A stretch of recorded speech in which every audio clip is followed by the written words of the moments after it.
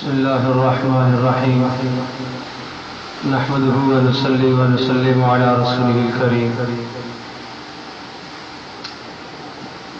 أما بعد فقد قال رسول الله صلى الله عليه وسلم إن الله سبحانه وتعالى يرفع بهذا الكتاب أقواما ويضع به آخرين صدق الله مولانا العظيم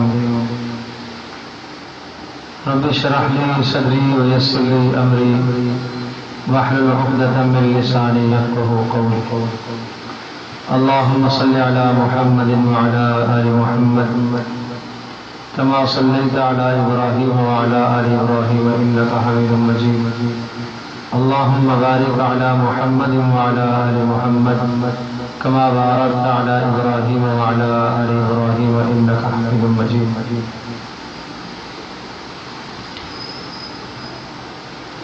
قیس بن سعد ایک مشہور تابعی گزرے ہیں،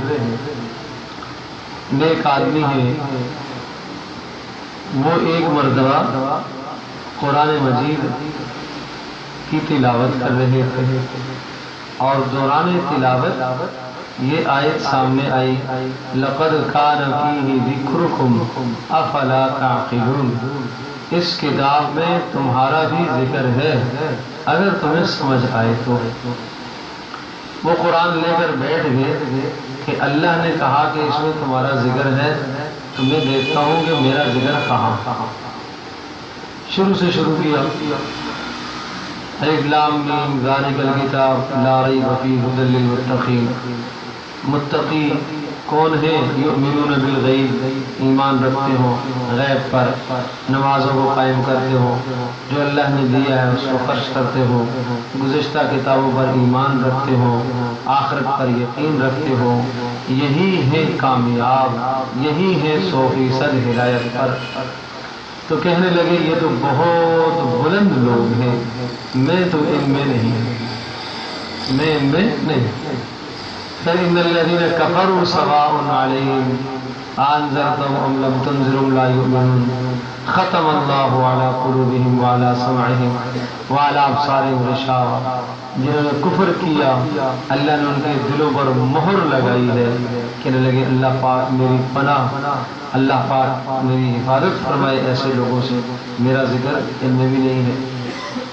پھر پڑھا وعباد الرحمن الذین یمشون علی الارض ہونا، رحمان کے خاص الخاص بندے وہ ہیں جو تواضع اختیار کرتے ہیں، جو راتوں کو ساری ساری رات اللہ کے سامنے قیام کرتے ہیں، جو تڑپ تڑپ کر جہنم سے پناہ مانگتے ہیں، اللہ پاک کی حفاظت مانگتے ہیں، اور جو بے حیائیوں کے قریب نہیں جاتے، قتل کے قریب نہیں جاتے، مال میں اسراف نہیں کرتے، اور گناہ کر لے تو فوری توبہ کر لیتے ہیں، کسی بھی بےہودہ کام میں شامل نہیں ہوتے، لغو کام میں شامل نہیں ہوتے، اور آیات میں غور و فکر کر کے اللہ پاک کے احکام کے سامنے گر پڑتے ہیں، اور اپنی اولادوں کے لیے اور بیویوں کے لیے اللہ سے تڑپ تڑپ کر ہدایت کی دعائیں مانگتے ہیں۔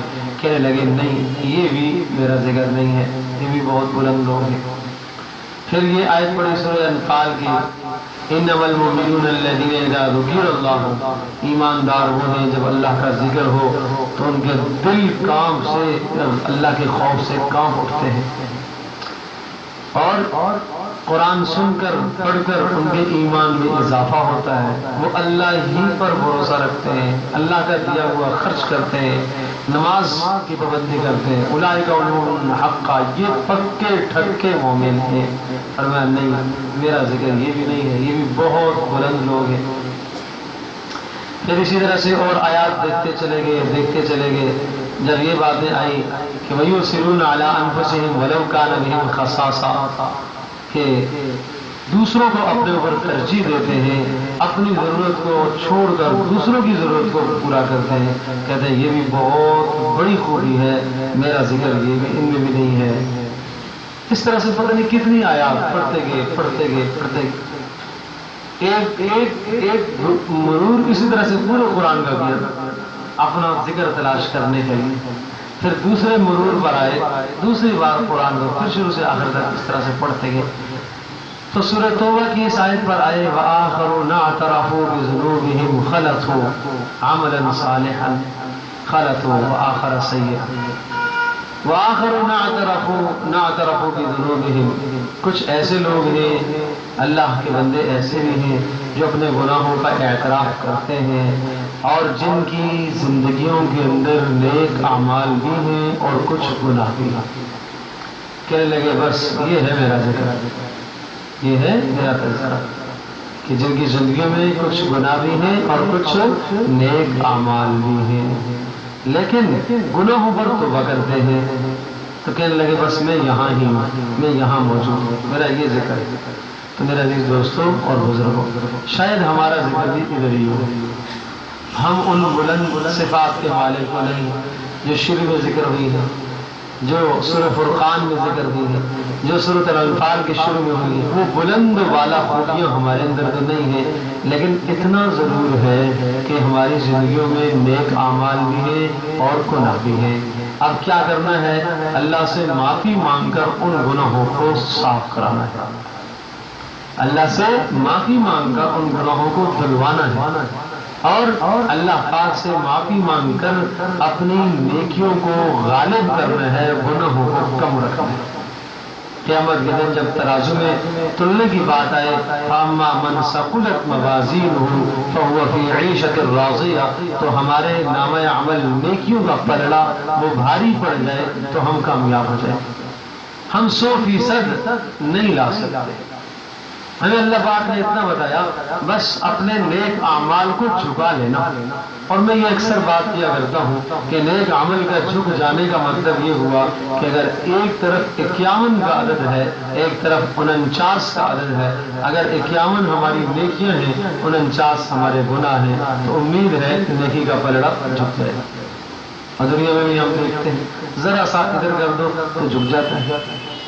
تو یہ اللہ پاک نے ارشاد فرمایا بس خفت موازین، بس تم اپنے نیکیوں کو جھکا کے لے آنا۔ دنیا میں ہم دیکھتے ہیں 33% پر یہ لوگ پاس کر دیتے ہیں، کامیابی حاصل ہو جاتی ہے۔ تو اللہ تبارک تعالیٰ کے یہاں بھی 100% من نوقش فقد عذب، جو 100% کوشش کرے گا یا لائے گا اور یہ دعویٰ کرے گا کہ میں ٹھیک ہوں، میرے 100% اعمال ٹھیک ہیں، فرمایا اس کی اگر جانچ پڑتال اگر اللہ نے کرنا شروع کر دی فقد عذب، بس اس کو عذاب ہو گیا۔ اور اللہ سے یہ مانگو اللہم حاسبنا حسابا یسیرا، اے اللہ مجھے آسان حساب عطا فرما۔ اور آسان حساب یہ ہے کہ اللہ پاک بندے کو دیکھ کر یہ ارشاد فرمائے کہ جو میں نے آپ کو معاف کر دیا، یہ آسان حساب ہے۔ اللہ پاک یہ سب سعادتیں ہمیں عطا کرے۔ تو میں عرض کر رہا تھا کہ ہمارا ذکر یہ ہے کہ ہماری زندگی میں گناہ بھی ہے اور ہماری زندگی میں نیک اعمال بھی ہے۔ رمضان کے مہینے میں یقیناً ہم سے گناہ بھی صادر ہوئے ہوں گے اور ہم سے نیک اعمال بھی ہوں گے، اور یہ ہم کہہ سکتے ہیں کہ رمضان کے مبارک مہینے میں شاید اللہ پاک کی ذات سے امید ہے کہ ہمارے نیک اعمال زیادہ ہیں، گناہ تھوڑے۔ یہ تقریباً ہر آدمی کی کوشش ہوتی ہے کہ رمضان میں گناہ نہ کرے، نظروں کی حفاظت کرتا ہے، زبان کی حفاظت کرتا ہے، ہاتھ پاؤں کی حفاظت کرتا ہے، نیکیاں کماتا ہے، لیکن ایک درخواست یہ عرض کرنی ہے کہ کچھ گناہ ایسے ہیں جن گناہوں کی وجہ سے ہماری ساری نیکیاں برباد ہو سکتی ہیں۔ ایک ایک حرف پر آپ کو 100 نیکیاں سننے پر ملتی ہیں، ایک ایک سجدے پر تراویح کے 1500 نیکیاں ملتی ہیں، اور آپ کی سنتیں اور نوافل فرضوں کے درجوں پر آگے، اور آپ کے فرض 70 فرضوں کو پہنچ گئے، اور لیلۃ القدر کو پا لیا تو سمجھو کہ آپ نے 82 سال اپنے نام عمل میں مزید اضافہ کر دیا، کتنا اچھا اجر ہے۔ لیکن چند گناہ ایسے ہیں جن گناہوں سے یہ سارے اعمال ضائع ہو جائیں گے۔ قرآن میں ارشاد فرمایا من جاء بالحسنۃ فلہ عشر امثالھا، جو آدمی ایک نیکی کر کے لائے گا ہم اس کو ایک کے بدلے میں 10 عطا کریں گے، فرمایا جو ایک نیکی لے کر آئے گا ہم اسے 10 دیں گے۔ لیکن چند گناہ ایسے ہیں جن سے نیکیاں برباد ہو جاتی ہیں، مثلا شرک سے، ریاکاری سے آدمی کی نیکیاں برباد ہو جاتی ہیں، تو ریاکاری سے اپنے آپ کو بچاؤ گے۔ اعمال میں دکھلاوا، اس سے نیکیاں برباد ہو جاتی ہیں۔ صدقہ کیا، اس نظریے سے دل میں جذبہ آیا لوگ کہیں کہ سخی ہے، ساری نیکی برباد ہو گئی۔ نماز پڑھی جناب، تلاوت، اور اسی طرح سے گھر میں اہتمام کرایا، لوگ کہیں ماشاءاللہ قرآن یہاں پڑھا گیا ہے، ذرا سا دل میں یہ جذبہ آ گیا اور اس جذبے نے اندر پروان چڑھنا شروع کیا اور یہ سارا عمل دھڑام سے نیچے آ گیا، کچھ بھی نہیں ملے۔ اللہ ارشاد فرماتے ہیں هل ننبئکم بالاخسرین اعمالا، تمہیں میں بتاؤں کہ جو اعمال کے اعتبار سے بڑے خسارے میں ہیں، الذین ضل سعیهم فی الحیات الدنیا، جن کی دنیا کی محنتیں، کوششیں، نمازیں، صدقے، خیر، تراویح، روزے سب کے سب ضائع ہو گئے، اور وہ یہ سمجھتے ہیں کہ ہمارے بہت سارے اعمال اللہ کے پاس پہنچ گئے، حالانکہ اللہ کے پاس کچھ بھی نہیں پہنچا، سب برباد ہو گئے، سب ضائع ہو گئے، اس لیے کہ ریاکاری کی، اعمال میں دکھلاوا سارے اعمال کو برباد کر دیتا ہے، دیمک کی طرح اعمال کو کھا جاتا ہے، پتہ ہی نہیں چلتا، تو وہی اس شرک سے اپنے آپ کو بچا۔ نمبر 2، غیبت، اس سے اعمال سارے ضائع ہو جاتے ہیں، کسی کی برائی کرنے سے، غیبت کرنے سے اعمال برباد ہو جاتے ہیں، چغل خوری سے اعمال برباد ہو جاتے ہیں، کسی پر ظلم کرنے سے اعمال برباد ہو جاتے ہیں۔ خلاصہ یہ حقوق العباد جو ہے، اس سے ہمارے اعمال ضائع ہو جائیں گے، اور نہ صرف ضائع ہو جائیں گے بلکہ مزے کی بات دوسروں کی طرف منتقل ہو جائیں گے، جن کی آپ نے غیبت کی ہے، جن پر آپ نے ظلم کیا ہے اور جن کی چغل خوری کی ہے، یہ ساری نمازیں، یہ سب روزے، یہ سب کچھ بھول جائیں گے، اور مزید یہ کہ ان کے گناہ ہمارے پر ڈال دیے جائیں گے، کیا بچے گا؟ پھر جہنم کا فیصلہ ہو جائے گا۔ تو یہ حقوق العباد، یہ گناہ آدمی کے اعمال برباد کر جاتے ہیں، ان گناہوں سے ہم اپنے آپ کو بچائیں، حسد سے، کینے سے، بغض سے، دل میں نفرتیں آتی ہیں، خاص طور پر جب کوئی آدمی آپ کے ساتھ زیادتی کرتا ہے تو غصہ آتا ہے، انتقامی کارروائی آدمی کرتا ہے، جتنی اس نے زیادتی کی اس سے آگے بڑھ جاتا ہے تو ظلم کر دیا، جتنی اس نے آپ کے ساتھ زیادتی کی ہے اتنا اگر آپ نے اس کے ساتھ کر دیا تو بھی چل جائے گا، قیامت کے دن اس کی زیادتی اور آپ کی زیادتی دونوں کا موازنہ تو کیا جائے گا، اس نے جو جملے آپ کو کہے، آپ نے جواب میں جو جملے کہے ہیں، دونوں کا موازنہ ہوگا، اگر برابر بات ہو گئی تو کوئی معاملہ نہیں ہے، اگر اس کی کم اور آپ کی طرف سے زیادتی تو آپ کو نیکیاں دینی پڑیں گی۔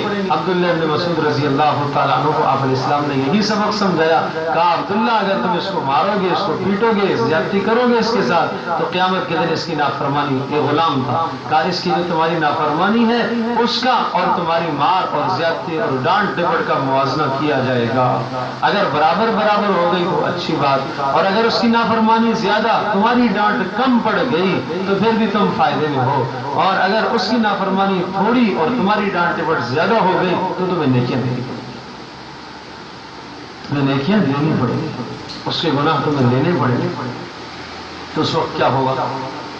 جس دن کے بارے میں فرمایا لا بیع فیہ ولا خلۃ ولا شفاعہ، خرید فروخت کام نہیں آئے گی، دوستی کام نہیں آئے گی، قرابت داری کام نہیں آئے گی، یفر المرء من اخیہ، آدمی اپنے باپ سے بھاگے گا، بھائی سے بھاگے گا، ماں سے بھاگے گا، اولاد سے بھاگے گا، کوئی آج مجھ سے نیکی نہ مانگے، اس لیے اپنی نیکیوں کو محفوظ رکھو۔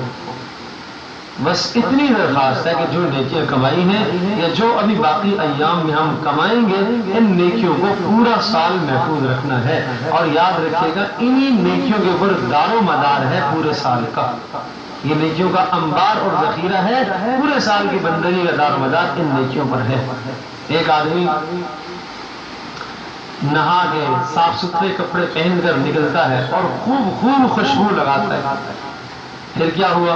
خوشبو اس نے لگائی، خوشبو لگا کر باہر نکلا، اب اتنی خوشبو اس نے لگائی ہے کہ دور دور تک اس کی خوشبو کے آثار ہیں، لوگ خوشبو سونگ رہے ہیں، لیکن اگر باہر کسی گندے نالے میں وہ گر جائے یا قصدن اس میں چھلانگ لگا دے تو ساری خوشبو بدبو میں بدل جائے، سب ضائع ہو جائے گا۔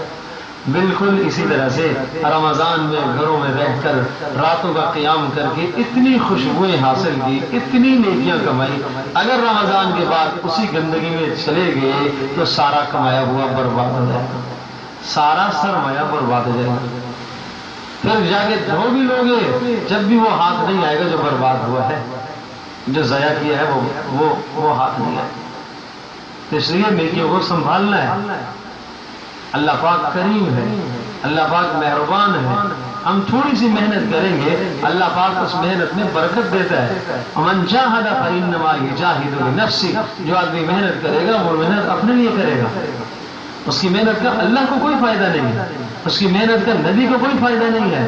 یمنون علیک ان اسلموا، یہ احسان جتلاتے ہیں کہ جناب ہم نمازی بن گئے، ہم ایمان والے ہو گئے. قل لا تمنوا علی اسلامکم، آپ فرما دیجئے ہمارے پر تم احسان نہ جتلاؤ، اللہ نے تمہارے پر احسان فرمایا کہ اللہ نے تمہیں ایمان کی توفیق عطا فرمائی. سمجھے جی؟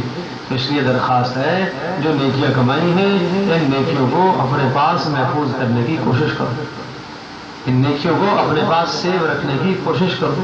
یہ بڑا سرمایہ ہے مومن کا، یہ قرآن پڑھا ہوا، یہ سنا ہوا، یہ بڑا سرمایہ ہے. اور دوسری درخواست جو آپ سے کرنی ہے وہ یہ کہ جو ذوق اور شوق رہا اس کو برقرار رکھا جائے.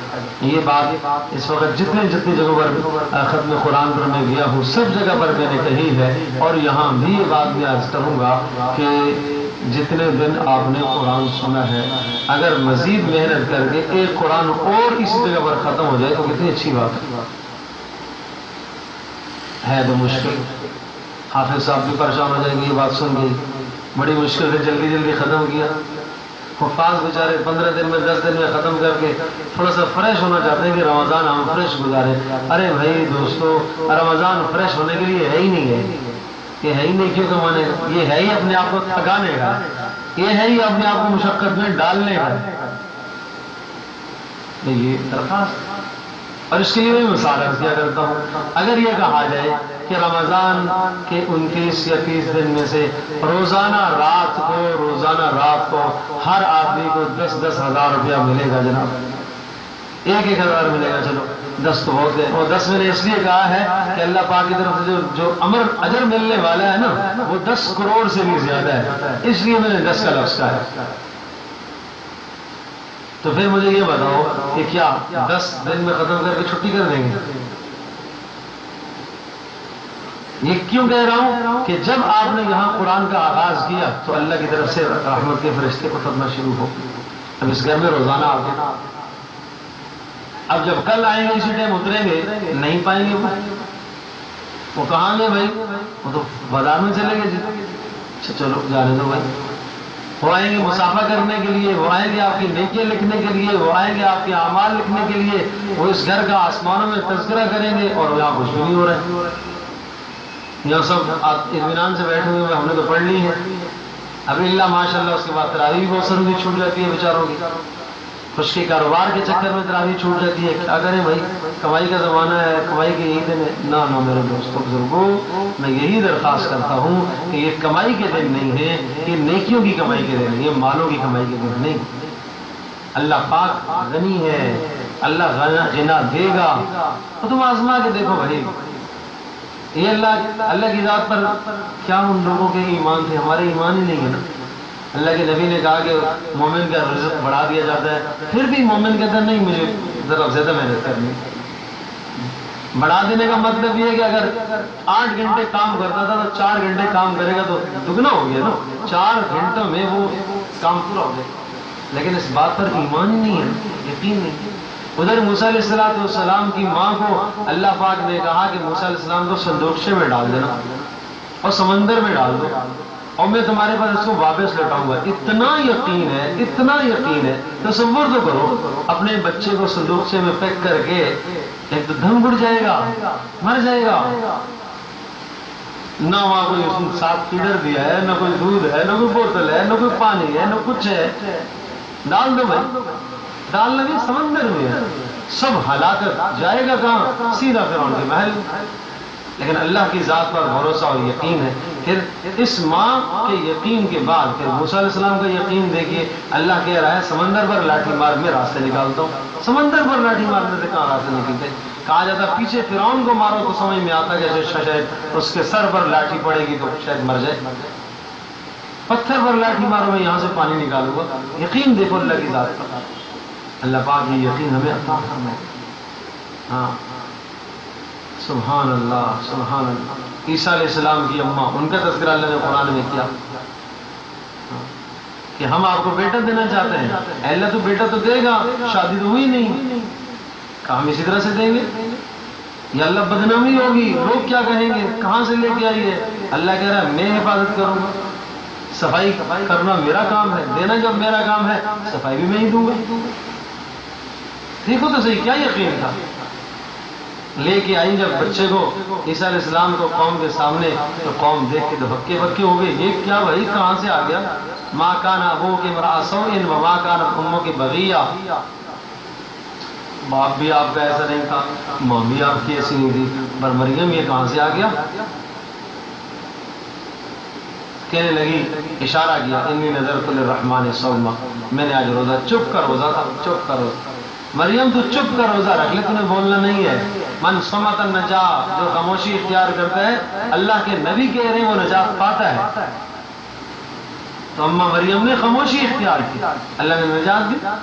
تو کوئی زیادہ تنگ کرے تو اس کی طرف اشارہ کر دینا، یہ خود ہی بولے، اشارہ کیا، بول پڑے، قال انی عبداللہ، میں اللہ کا بندہ ہوں، خبردار میری ماں کی طرف برائی کی نسبت نہیں کرنا، اور جو تم سمجھ رہے ہو وہ نہیں ہوں، میں اللہ کا بندہ ہوں۔ آتانی الکتاب، اللہ نے مجھے کتاب دی، وجعلنی نبیا، اور مجھے پہلے دن سے اللہ نے نبی بنایا ہے، نبوت 40 سال سے ملتی ہے، اللہ نے مجھے پہلے دن سے نبی بنایا۔ وجعلنی مبارکا، بابرکت ہوں، منحوس نہیں ہوں، اینما کنت واوصانی بالصلاۃ، نماز کا پابند، زکوٰۃ کا پابند، جب تک زندگی ہے نماز زکوٰۃ کا پابند رہوں گا، ماں کا فرما بردار ہوں اور نافرمان نہیں ہوں، اور اللہ کی طرف سے میرے لیے سلامتی کے فیصلے ہیں، تو اللہ ایسا بندوبست فرماتا ہے۔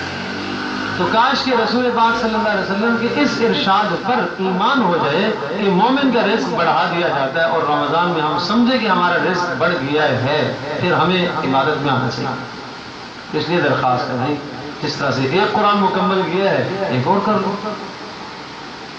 حضرت مولانا شیخ گنگوہی رحمۃ اللہ علیہ کے متعلق آتا ہے، مولانا زکریا رحمۃ اللہ علیہ کے متعلق آتا ہے، بڑے لوگ تھے، اور رات کو تراویح میں سنتے تھے، اور پھر اس کے بعد نفلوں میں الگ پورا سپارہ پڑھتے تھے، 10 سپارے۔ حضرت شیخ الحدیث مولانا زکریا فرماتے ہیں ہمارے گھر میں عورتیں 10 سپاروں کا معمول ہے۔ کتنی بڑی بات ہے، اتنی بندگی، اتنی عبادت۔ اور یہ کیوں کہہ رہا ہوں؟ ٹھیک ہے، بات وہی ہے کہ ماشاءاللہ بہت ہم نے نیکیاں کمائی ہیں، لیکن یاد رکھو آخرت میں جب جائیں گے تو ہماری نیکیاں کم پڑ جائیں گی۔ ابی بن کعب رضی اللہ تعالیٰ کا وہ قول ہے، حضرت عمر بن خطاب رضی اللہ تعالیٰ عنہ کے امیر المومنین اگر 70 نبیوں جیسے اعمال بھی لے کر اللہ کے پاس پہنچیں گے تو کم پڑ جائیں گے۔ تو بھائی جو نیکیاں ہو سکتی ہیں کماؤ، اور روزانہ اللہ کی رحمت کے فرشتے اترے ہیں، ان فرشتوں کے سلسلے کو بند نہ کرو۔ ایک مہمان آنا شروع ہو گیا سلسلہ فرشتوں کا، تو بس یہ کوشش کرو کہ روزانہ یہ سلسلہ قائم اور دائم رہے، اور ہمیشہ قائم رہے، اور پورا سال قائم رہے۔ گھر میں جتنے افراد ہوں سب فجر کی نماز کے بعد اونچی آواز سے سب قرآن پڑھیں، کتنی اچھی بات ہے۔ اللہ کی رحمت کے فرشتے اترتے ہیں۔ رات کو قیام ہو اپنے گھر کے اندر، نفل نماز ہو، 2-4 رکعت نماز تہجد کا اہتمام ہو، سونے سے پہلے پڑھ لیا کرو تاکہ اللہ کی رحمت کے فرشتے اترتے رہیں۔